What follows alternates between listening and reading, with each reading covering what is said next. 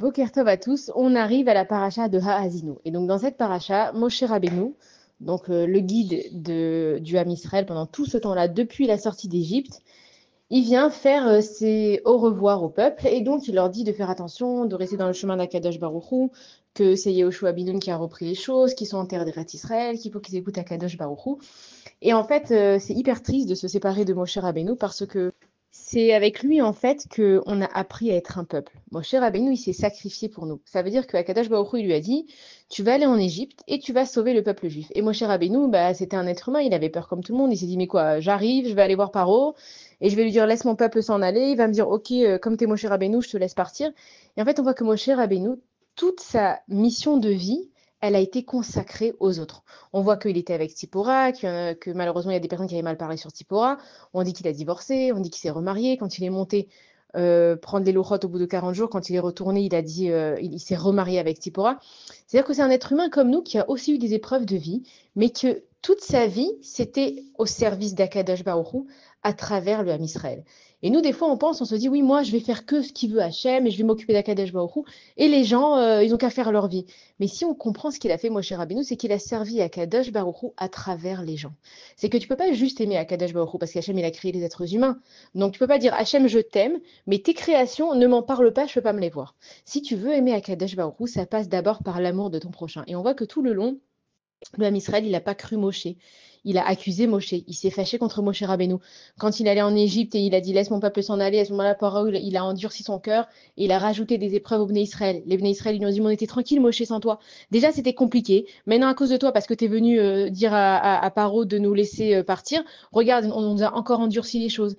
Et à chaque fois, on l'a accusé. Et quand on était dans le désert, on a dit ouais, mais c'est quoi cette manne? Et on s'est plaint pour la viande. À chaque fois, le veau d'or, c'est-à-dire on a fait un mauvais calcul, mais c'était quoi le mauvais calcul? On avait tellement peur de plus avoir quelqu'un qui nous dirige qu'on s'est dit, ah, il faut tout de suite qu'on fasse quelque chose. Alors on sait que c'est le Erev Rav en partie qui a fait le veau d'or, mais bon, c'était quand même au sein du Ham Israël. Et pourquoi on n'a pas empêché cette chose-là? Ça veut dire que Moshe Rabbeinu, il était à un stade où il parlait vraiment avec Akadosh Baruch Hu, et il faisait l'intermédiaire entre nous et Akadosh Baruch Hu. Et nous, on se plaignait. Et à un moment, Akadosh Baruch Hu, il a eu de la peine pour Moshe Rabbeinu. Il lui a dit, tu vois, ce peuple, il n'arrête pas de se plaindre. Non seulement il se plaint, il se révolte contre Dieu alors que je leur fais que des miracles et ils les ont vus de leurs propres yeux, mais en plus, ils se révoltent contre toi, Moshe Rabbeinu. Ils n'arrêtent pas de dire du mal de toi. Et avec Korach et son assemblée, Korach Vechol Adato, ils l'ont remis en question, ils ont dit à Moshe qu'il n'avait pas sa place, Moshe il s'est tu, il a dit ce que Hacham il décidera, c'est Hacham il décidera. On voit que c'est quand même Moshe Rabbeinu qui a gagné, mais en fait, Akadosh Baruch Hu, il lui a dit à Moshe Rabbeinu, si tu veux, regarde ce qu'on va faire. On va arrêter là avec cette génération du désert qui sont jamais contents, qui se plaignent. Ils vont finir leur vie et je vais recommencer à travers toi une nouvelle génération. Donc pour Moshe, c'était super bien. Et puis en plus, c'est Hachem qui lui propose. C'est pas comme si c'est Moshe qui avait donné ce plan-là. Et qu'est-ce qu'il a dit, Moshe Rabbeinu? Si tu les effaces, tu m'effaces à moi. Pourquoi? Parce que si eux, ils n'arrivent pas, c'est parce que peut-être moi, en fait, j'ai pas réussi à leur dire les choses comme il fallait. Et on dit que Moshe Oya Anav Mikol Adam, c'était le plus humble de tous. Et c'est ça l'humilité de Moshe Rabbeinu. Il aurait très bien pu faire sa vie et être avec Akadosh Baruch Hu et continuer. Et il a dit non, Hachem. Moi, j'ai une mission, c'est d'élever le Ham Israël, de leur faire comprendre qui est Akadosh Baruch Hu, que même s'ils râlent, on va encore aller leur parler. Et c'est ça la grandeur de Moshe Rabbeinu, et c'est ce qu'on a perdu malheureusement. Maintenant, on dit que dans chaque génération, on a notre Moshe Rabbeinu, d'accord, un Rav qui va nous guider, et qu'il ne faut pas se rebeller contre Moshe Rabbeinu. On a déjà fait cette erreur dans le désert de se rebeller contre Moshe Rabbeinu, et maintenant, il faut absolument qu'on sache écouter les Talmidei Chachamim. Les Talmidei Chachamim, ils ont un Kadosh Baruch Hu qui nous parle à travers eux. Ils nous guident, ils nous disent comment faire, ils nous disent quoi ne pas faire. Alors, je ne suis pas obligée d'être d'accord tout de suite avec eux, mais au moins de ne pas parler mal. Et malheureusement, aujourd'hui, surtout avec les réseaux sociaux, le jour où en fait les commentaires ont été ouverts sur les réseaux sociaux, c'est le jour où on a perdu l'humanité. Parce que tout le monde s'est senti capable, derrière son écran, de faire des commentaires. À l'époque, on faisait des commentaires si on était devant sa télé avec sa famille et t'as vu lui, qu'est-ce qu'il dit, qu'est-ce qu'il raconte, on en parlait entre nous, ça s'arrêtait là. Aujourd'hui, il y a eu une violence à cause des commentaires, c'est que des personnes se permettent de donner leur avis par méchanceté. Encore si tu avais quelque chose de bien et d'encourageant à dire, je dis pas. Mais les gens, ils viennent et ils jugent. Et le jour où les commentaires, ils ont été ouverts, c'est là qu'on a perdu, en fait, le dal et kafzehut de juger favorablement. Chacun, il se donne les droits qu'ils veulent. Ils parlent du président, ils parlent... Mais non, on s'en fout, j'ai pas d'attachement spécialement au président. Mais il faut savoir que chaque personne, elle a quand même une étincelle divine, même si c'est une personne non juive. Si tu penses quelque chose, Pense-le à l'intérieur de ton cœur, tu peux essayer d'en parler, on peut en parler, en discuter, mais de là à dire ouais, lui il est faux et elle est fausse, qui tu es toi pour juger? T'es juste toi? Et donc en fait, ce qu'on est en train d'apprendre grâce à Moshe Rabbeinu, qui est en train de nous quitter pendant cette paracha, c'est que Akadosh Baruch Hu, il a une hiérarchie. Il y a Moshe Rabbeinu, après il y avait les Ékénim, après, il y avait Yehoshua Binoun, etc. C'est qu'il y a des gens qui savent mieux que nous. C'est pas parce qu'ils sont mieux. Akadosh Baruch Hu, il a décidé que cette personne-là, elle était plus apte à passer le message. Pourquoi? Parce qu'elle a une façon de parler, parce qu'elle connaît des gens, parce que peu importe pourquoi. Mais Akadosh Baruch Hu, il te dit, tu peux écouter les sages. Et en fait, je peux pas sauter des étapes et me dire, j'écoute personne, sauf Akadosh Baruch Hu. Non, parce qu'on a tous besoin d'un Moshe Rabbeinu. Pourquoi Hachem, avec tous les miracles qu'il nous a fait, pourquoi il n'est pas apparu à chacun individuellement? Et c'est ce qui s'est passé à Shavuot. On dit que les deux premiers commandements, ils ont été donnés de la bouche d'Akadosh Baruch Hu. Au premier commandement, Hachem, il nous a parlé, c'était tellement fort cette Kedusha qu'on est mort. Ensuite, Hachem, il a donné le deuxième commandement. Cette Kedusha, elle était tellement forte encore une fois qu'on est mort.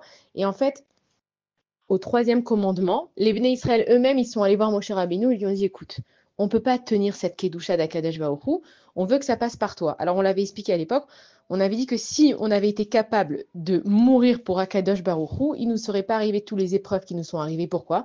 Parce qu'on a dit on n'a plus envie de passer tout ce ta'alir, de mourir pour entendre Akadosh Baruch Hu. On a envie de rester vivant et d'entendre la parole de Dieu, donc on est descendu d'un grade. Maintenant, on a quand même demandé de l'aide à Moshe Rabbeinu. Ça veut dire que Akadosh Baruch Hu, il est tellement haut, tellement grand, qu'il n'est pas accessible comme ça. Il y a un chemin pour arriver à Kadosh Baruch Hu.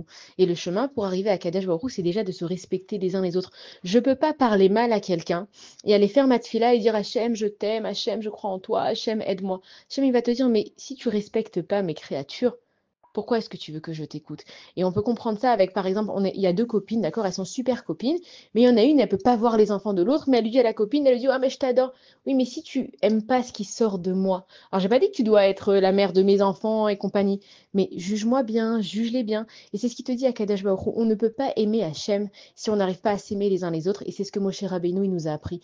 Il a dit à Hachem, non, à Kadosh Baruch Hu, si ce peuple-là, tu veux l'effacer, efface-moi avec, parce que ce peuple, c'est mon peuple à moi. Je suis garant de eux. Je les ai sortis, je les ai vus comme il nous a élevés comme des enfants, je les ai vus grandir. Alors c'est vrai qu'ils se plaignent, mais c'est parce qu'ils sont ignorants. C'est vrai qu'ils sont pas contents, mais c'est parce qu'ils sont inconscients. Et c'est nous, le Ham Israël, aujourd'hui. On se plaint de nos épreuves, on dit que la vie elle est dure. Alors c'est vrai, bien sûr, chacun il a son lot d'épreuves, mais Akadosh Baruch Hu, il est là. Hachem, il nous protège. Hachem, il veut que notre bien. Si nous, on arrive à se poser les bonnes questions à la place d'accuser tout le temps notre prochain, ah c'est pas moi, moi je suis droite dans les affaires, c'est lui qui m'a volé. Je crois vraiment qu'Akadosh Baruch Hu, il a que ça à faire de permettre à quelqu'un de te voler si toi t'es un grand sadique, juste pour une capara qui n'existe pas puisque t'es un sadique. Ça veut dire que Moshe Rabbeinu, il nous fait comprendre que dans la vie, il y a un chemin de vie. On ne peut pas sauter les étapes, on ne peut pas aller plus vite. Il faut se poser les bonnes questions et il faut savoir vivre les uns avec les autres. On n'est pas obligé d'être d'accord, mais on peut respecter. Et c'est ça quand tu dis V'afta l'erach kamocha. Aime ton prochain comme toi-même. Moshe Rabbeinu, il a dit à Hachem, moi j'aurais pas aimé que si j'étais ignorant on me détruise, alors Hachem ne les détruit pas. Et c'est pour ça que grâce aux routes de Moshe Rabbeinu, et on dit que Moshe Rabbeinu ce sera lui le Mashiach. Alors encore une fois, on ne comprend pas ce que ça veut dire vraiment qui va être le Mashiach, mais c'est l'âme du Mashiach, c'est une personne qui va trouver des circonstances atténuantes à tout le monde. Le Mashiach, il va venir, il va voir une personne qui va venir, et il va la voir sa Neshama. Et il va dire, Hachem, non, ne le punis pas, parce que, regarde, lui, en fait, il a grandi dans tel et tel endroit, donc quand il réagit comme ça, il répète simplement ce qu'il a vu. Donc tu sais, à Kadesh Baruch Hu, quand je vais lui expliquer pourquoi il ne doit plus réagir comme ça, cette personne, elle va changer. Et c'est pour ça que le Mashiach, en fait, il porte les âmes de tout le monde, parce qu'il va trouver des circonstances atténuantes à tout le monde. Et c'est comme ça qu'Hachem, il aime son peuple. Quand on se trouve des circonstances atténuantes. Tu sais, Hachem, cette personne, elle m'a mal parlé, mais je suis sûre que si elle avait réfléchi, elle m'aurait pas parlé comme ça. Tu sais, à Kadesh Baruch Hu, mon mari m'a dit ça, ma femme elle m'a dit ça, mon fils il a dit ça, mais si vraiment il réfléchissait, je suis sûre que dans son cœur, en fait, il pense autre chose. Mais comme il est pris dans sa vie et dans son manchon, etc., etc. Donc, Moshe Rabbeinu, il est en train de dire au revoir au peuple d'Israël, et c'est très dur pour lui parce qu'il s'est sacrifié pour nous. On sait qu'il a fait des tuilotes pour entrer en Eretz Israël. Et Akadosh Baruch Hu lui a dit, regarde Moshe, ne prie plus encore une tefila, sinon je suis obligée de te laisser rentrer. Pourquoi? Parce que Akadosh Baruch Hu, on croit que c'est lui qui décide, et Vadaï que c'est Akadosh Baruch Hu qui décide. Mais on a tellement de force, nous les êtres humains, que Hachem il lui a dit, non, non, pas une tefila, tu vas ouvrir les portes. Parce que Magia Lecha, tu mérites d'ouvrir cette porte. Il a dit, je t'en prie, laisse-moi faire le plan du monde. Alors c'est vrai que tu vas devoir te sacrifier et pas rentrer en Eretz Israël, alors que t'imagines Moshe Rabbeinu qui nous a sortis d'Égypte, tu nous as supportés, tu as tout fait avec nous, et toi tu rentres pas. Et qu'est-ce qu'il a fait Moshe Rabbeinu? Eh ben il a accepté. Et c'est pour ça qu'il est Anav Mikoladam. T'acceptes. Même si moi, voilà, c'est moi, j'ai organisé le mariage et j'ai tout fait, je suis censée être la star et personne ne m'a regardé. sois Moshe Rabbeinu. Utilise cette force de Moshe Rabbeinu de dire Akadosh Baruch Hu, moi, j'ai fait ce que je devais faire. Et comme Rabbi Nachman de Breslav, il dit Zema ase sheli, vezema ase shelo. Ça, c'est ce que moi, je dois faire et ça, c'est ce que lui, il doit faire. Donc, quand je vais me disputer avec une personne, je vais arrêter de dire ouais, mais elle a dit, mais elle a fait. Zema ase shelo. Lui, il réglera ses comptes avec Akadosh Baruch Hu. Vezema ase sheli. Et moi, qu'est-ce que je fais avec ça? Et c'est ce qu'il a fait, Moshe Rabbeinu. Il a dit ok. Moi, j'ai fait ce que je devais faire. Hachem, il a dit que c'est pas bien que je rentre en Eretz Israël, même si je ne comprends pas et que j'ai les moyens de rentrer grâce à encore une seule tefila. Il a dit, je vais rien dire, je vais respecter Akadosh Baruch Hu. Et c'est ça le peuple juif, c'est de savoir, en fait, laisser la place à l'autre. Comment j'aime l'autre en lui laissant de la place. Je suis pas obligée de le comprendre. Je suis pas obligée d'être son meilleur ami et de l'appeler toutes les semaines. Je peux respecter. Je peux respecter que cette personne, elle a décidé que ça devait être comme ça. Et donc, je vais la laisser, elle, croire les choses, mais je vais pas commencer à la critiquer, à la descendre, à faire des commentaires, à aller salir son nom. Et donc, Bisrout Moshe Rabbeinu, Alav Shalom Zechuto Yagen Alenu, que Bezrat Hashem, il nous dévoile ce Mashiach, qu'on passe des bonnes fêtes Bezrat Hashem et qu'on puisse montrer à Kadosh Baruch Hu qu'on l'aime. Et maintenant qu'on a couronné à Kadosh Baruch Hu, on veut lui montrer qu'on l'aime. Comment on montre à Kadosh Baruch Hu qu'on l'aime? À travers ses créations. Hachem, je t'aime et j'aime tout ce que tu as créé. Alors aide-moi, si j'arrive pas, j'ai pas la force en moi de voir le positif dans l'autre ou d'aimer l'autre. Je lui demande, Hachem, je t'aime, je veux t'aimer vraiment comme il faut. Donne-moi s'il te plaît à Kadosh Baruch Hu la capacité d'aimer mon prochain, de respecter mon prochain et de plus avoir de haine dans mon cœur. Shabbat shalom à tous et des bonnes nouvelles, Bezrat Hachem.